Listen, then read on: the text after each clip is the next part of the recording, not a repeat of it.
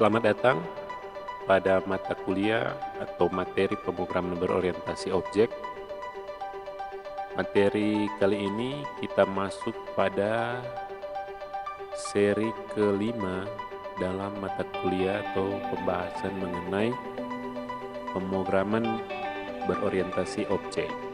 Untuk seri yang kelima ini kita akan melanjutkan materi mengenai pemrograman berorientasi objek dari materi-materi sebelumnya. Nah, pada materi kali ini kita masuk ke access modifiers atau biasa disebut dengan access specifiers. Nah, pada materi sebelumnya kita sudah membahas mengenai beberapa poin. Kita sudah review dasar pemrograman di awal-awal topik.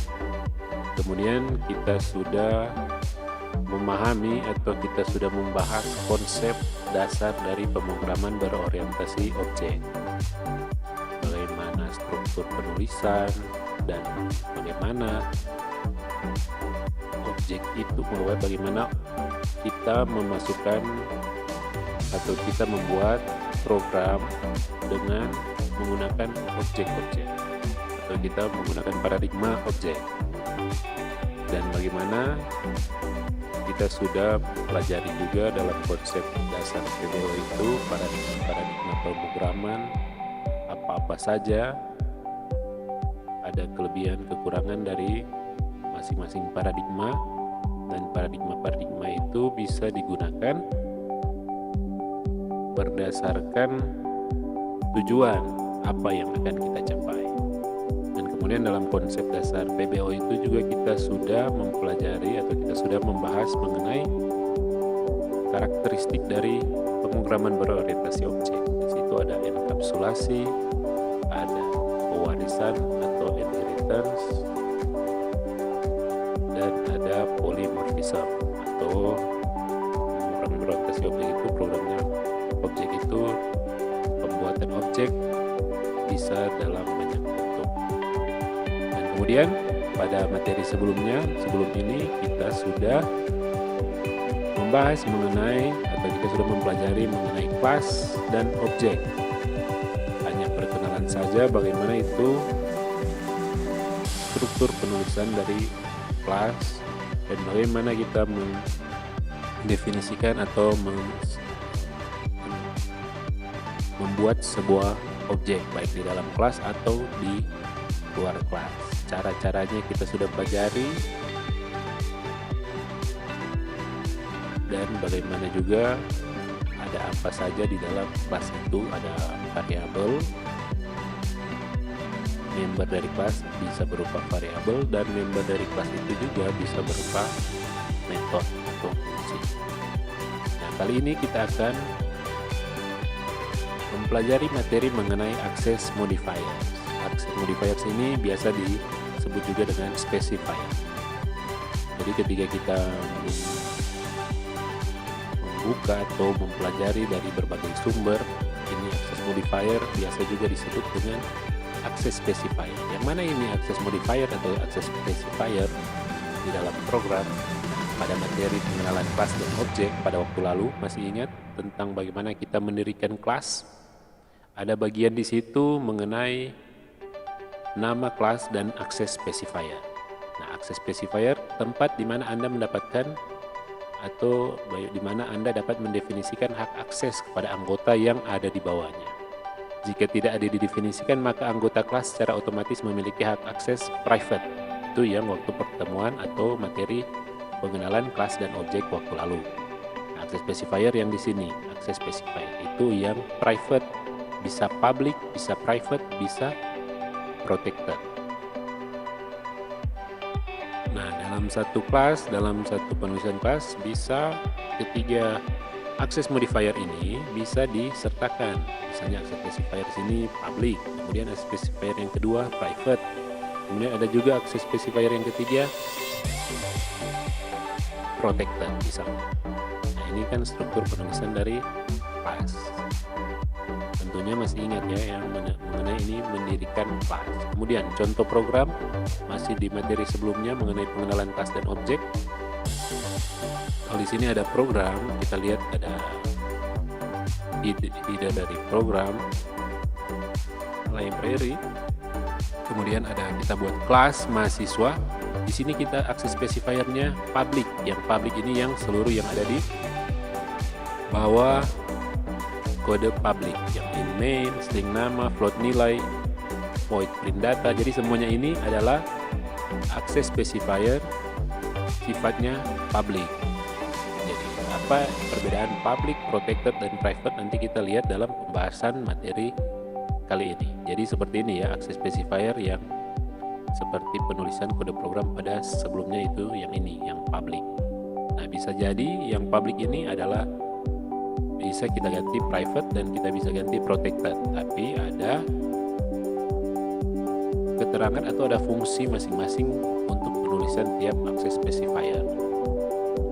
Nah, akses specifier atau akses modifier ini adalah satu fitur penting dalam OOP atau Object Oriented Programming atau pemrograman berorientasi PBO untuk melakukan data hiding, menyembunyikan data.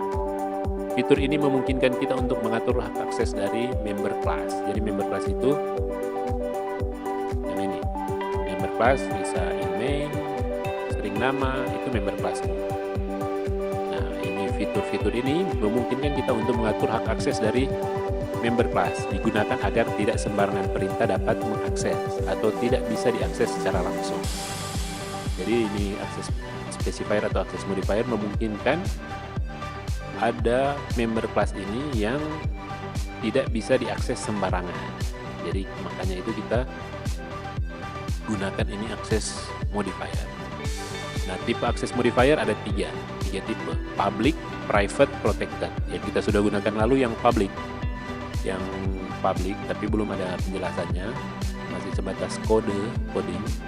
Public, kemudian private, protected. Nah, bisa dilihat di sini.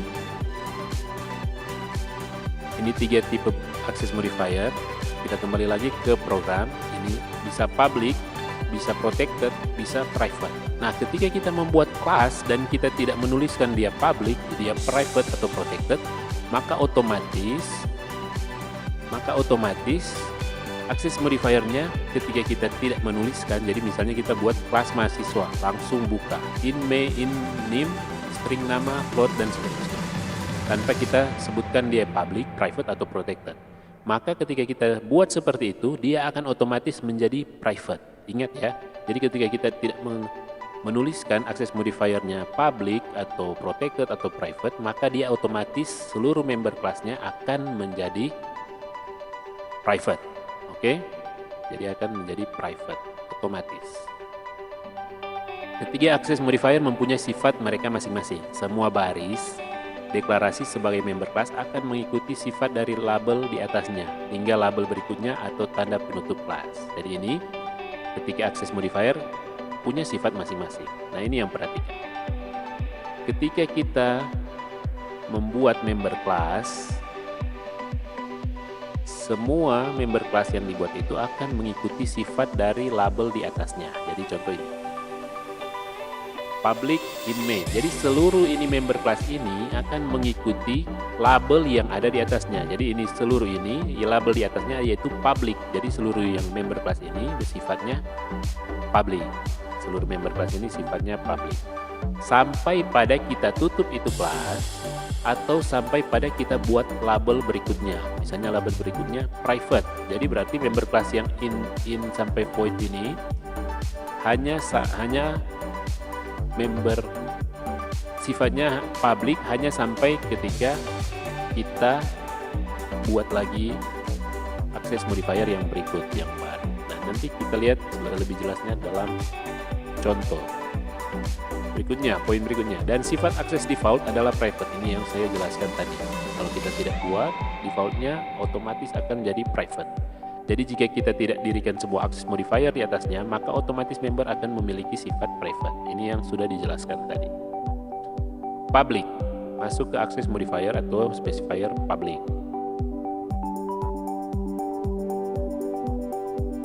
Public adalah label yang berfungsi untuk menentukan sifat akses ke semua member yang mengikutinya di bawahnya, sehingga memiliki sifat dapat diakses dari manapun.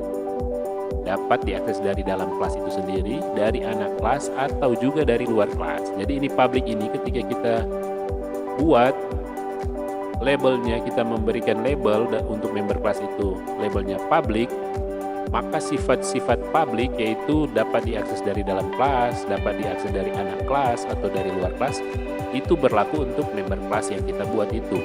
Jadi kayak kita masukkan public, jadi untuk public, labelnya public, seluruh member kelas yang ada dalam public ini bisa diakses dari mana saja. Oke. Contoh, ini ada satu program, kita lihat input iostream username space std kelas siswa. Kita buat di sini kelasnya, atau ini siswa, kelas siswa. Kemudian kita buka, kita taruh public in ID. Jadi di dalam public ada variabel ID. Ini akses specifier-nya yang ini public. Kemudian kita buka fungsi utama in main siswa, kita panggil kelasnya siswa, kita buat objek Budi. Jadi kita dalam kelas siswa kita buat objek Budi. Kemudian Budi ini kita memberikan member inisialisasi variabel dari Budi, member kelasnya nilainya 10, ID dari Budi nilainya 10. Kemudian kita tampilkan ID Budi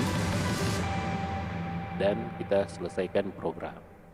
Nah, ini di samping adalah contoh program untuk membuktikan sifat dari public. Jadi ini public, kita panggil public, kita taruh label public.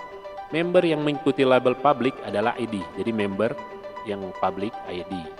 Dan di main function kita membuat objek Budi. Dan ini main function Budi.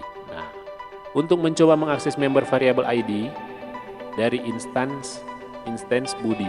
Jadi kita buat objek Budi untuk bisa mengakses yang ID untuk Budi dan membuktikan bahwa label public akan bersifat dapat diakses dari manapun, dari dalam kelas, anak kelas, dan dari luar kelas.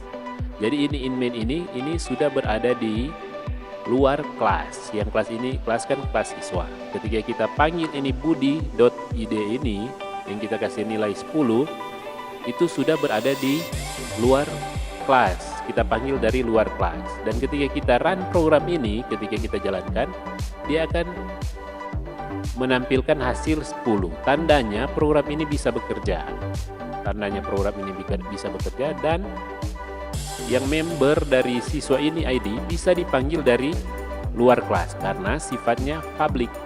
Jadi dia bisa dipanggil dari luar kelas. Jadi kelas ini kan cuma dari buka sini sampai tutup.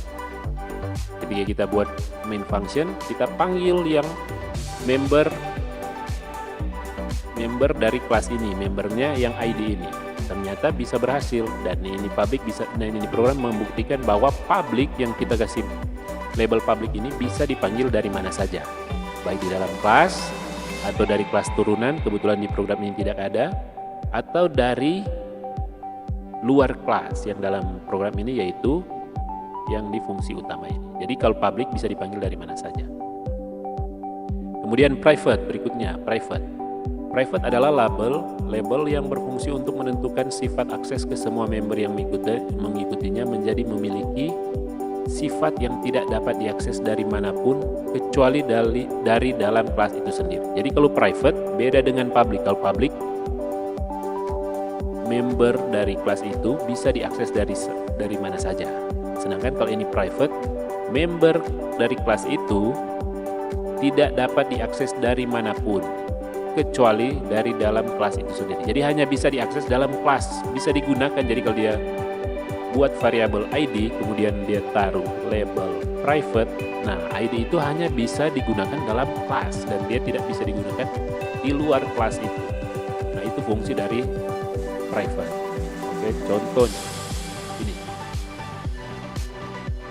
ini ada program, kita buat kelas siswa, private kita taruh in ID. Ini hanya contoh saja. Ini private kita taruh ID itu sebagai labelnya private. Kemudian kita buat anak kelas dari siswa, kita buat ini anak kelas, bukan anak dari siswa, anak kelas dari siswa. Kita buat orang tua ini anak kelas dari siswa, karena orang tua ini mengikuti data orang tua, mengikuti data siswa. Jadi orang tua tergantung ID siswa. Jadi ceritanya seperti itu. Nah, kita buat di dalam kelas orang tua ini, publiknya ada get ID, return ID. Jadi kita panggil ID ini, yang ID yang kita buat di kelas siswa yang sifatnya private, kita panggil di anak kelas orang tua ID. Kemudian kita buat fungsi utama, name, siswa Budi, kita buat objek Budi. Budi ID, kita panggil lagi yang ID ini yang dari kelas siswa, private ID. Kemudian kita tampilkan Budi.objek ID untuk objek Budi. Ketika kita run program ini, kita akan menemukan error. Dan error di situ akan dituliskan in siswa ID untuk ID adalah private. Jadi error ini akan muncul 3 kali. Yang error yang pertama di sini, ketika kita panggil ID ini, error. Kedua yang kita panggil ini ID ini, kita inisialisasi nilai ini. Kemudian yang ketiga ketika kita menampilkan ID. Jadi ketika kita run program, nanti daftar errornya akan muncul 3 kali daftar error di sini. Yang error pertama yang di anak kelas dan 2 error berikutnya ada di fungsi utama. Nah, di samping adalah program yang sama seperti contoh program pada penjelasan publik. Hanya menambahkan anak kelas yang ini. Dan mengganti label public dengan private. Jadi public ini diganti dengan private. Jadi programnya sama seperti tadi, cuma ini yang dirubah. Pesan error berasal dari 3 tempat, yaitu pesan pertama dari perintah yang berada dalam derive class atau anak kelas, pesan yang di sini. Kedua dan ketiga berasal dari perintah pemanggilan member ID yang berada pada main function. Ya, 2 di sini. 2 dan 3 dari tubuh program yang ada di fungsi utama.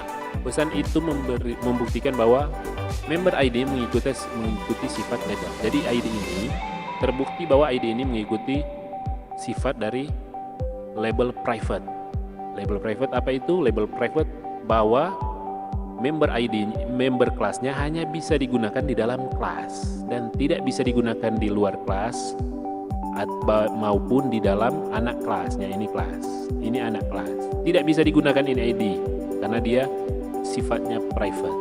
Oke, pesan itu membuktikan bahwa ID mengikuti sifat label private yang tidak dapat diakses dari luar kelas dan tidak bisa diakses dari derived class atau anak kelas.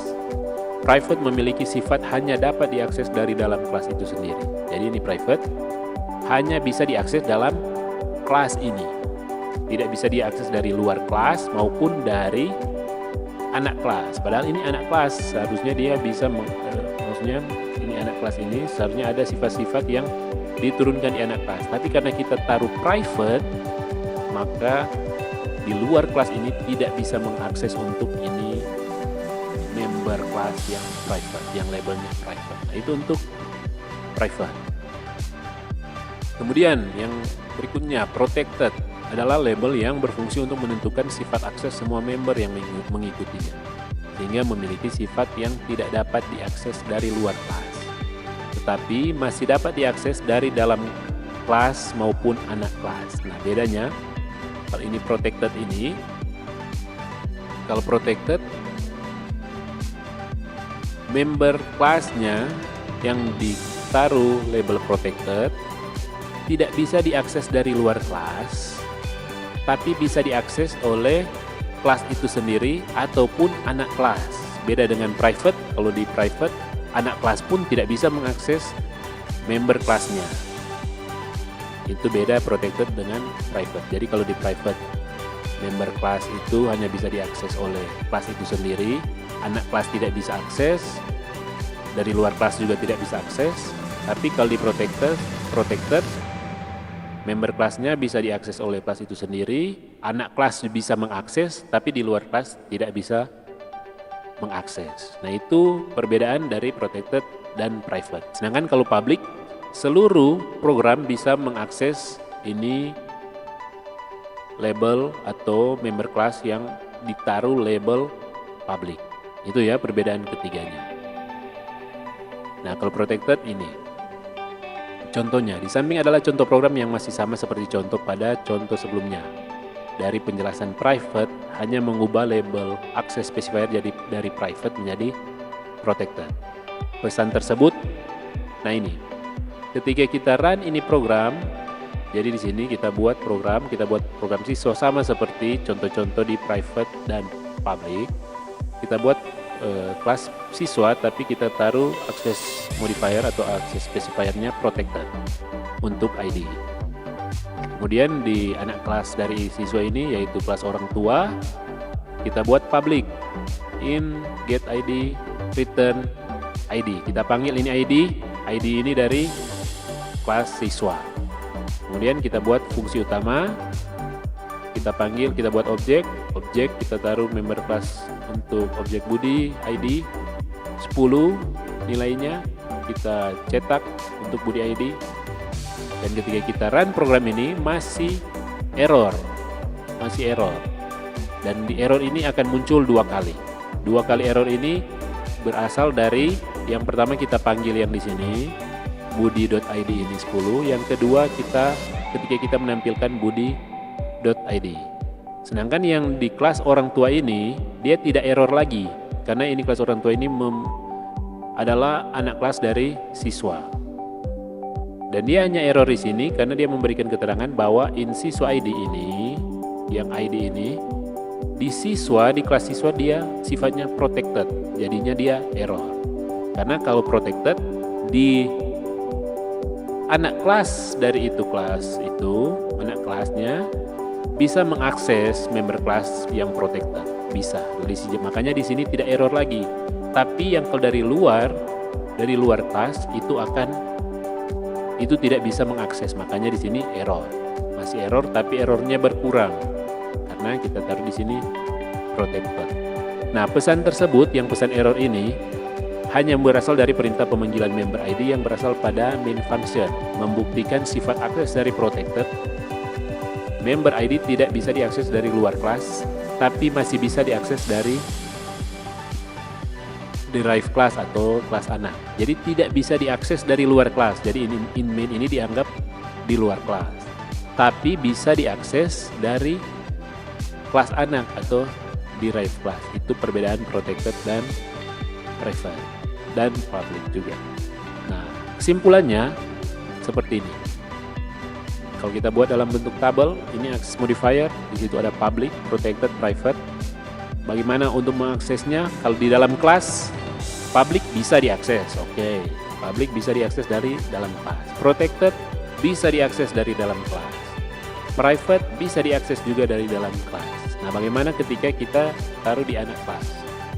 Public ini bisa diakses dari anak kelas, oke. Protected bisa diakses dari anak kelas, ya kan? Sudah dibuktikan tadi. Private di anak kelas tidak bisa diakses, oke. Bisa dimengerti itu. Kemudian dari luar kelas, kalau public bisa diakses dari luar kelas. Kalau protected tidak bisa diakses dari luar kelas. Dan private juga tidak bisa diakses dari luar kelas. Nah, ini kesimpulan saya buat dalam bentuk tabel supaya lebih mudah dimengerti. Nah, ini harus diingat karena kedepannya ketika kita membuat program dengan berorientasi objek, maka ini sifat-sifat ini selalu digunakan dan akan sangat bermanfaat ke depannya kalau kita bisa mengerti dan memahami sifat-sifat dari label atau access modifier ini atau access specifier. Nah, untuk kedepannya kita akan masuk ke materi yang akan lebih membahas mengenai yang akan menggunakan access modifier atau access specifier berikut ini. Dan untuk itu materi kali ini untuk access modifier dan specifier sampai di sini saja. Terima kasih sudah menyaksikan. Sampai jumpa lagi di materi-materi berikutnya mengenai pemrograman berorientasi objek. Terima kasih.